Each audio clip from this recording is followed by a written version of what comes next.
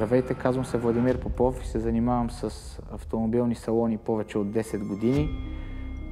Създадох фирмата TaylorMade, събрах екип от най-добрите професионалисти в бранша.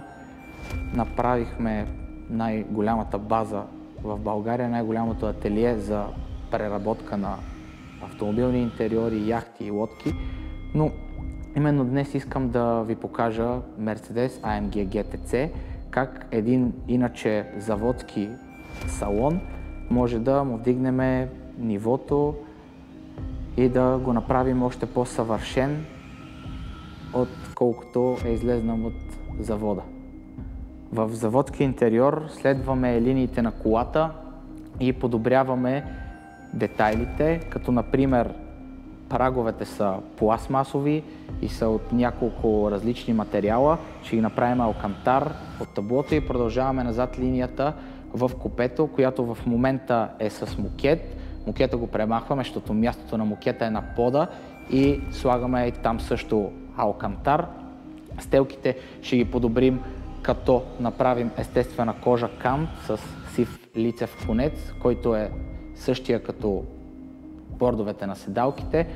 Те са вече амортизирани вследствие на няколко години експлоатация. Ще направим изцяло нови бордове на седалката с черна кожа напа, оригинална AMG. Също така ще създадем и нов волан, защото е вече амортизиран. И не на последно място ще обърнем внимание и на багажника, който е обикновен мокет, а всъщност той трябва да бъде в стила на салона или, иначе казано, да бъде препратка към интериора на автомобила. Ще заменим стените на багажника от мокет, ще ги направим в алкантар. Пода на багажника ще остане в оригиналния мокет.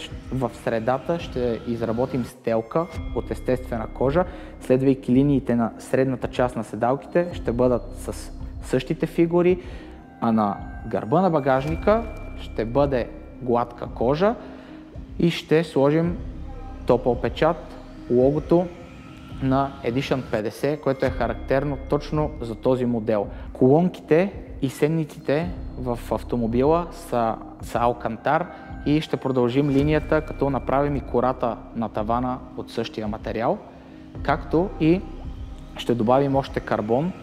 На праговете има в логото AMG и ще добавим карбон и на централната конзола. Ще бъде в комбинация с пиан лак и иначе специалният модел ще бъде още по-перфектен, след като го пречупим през призмата на TaylorMade и завършим линията на автомобила и я направим съвършена.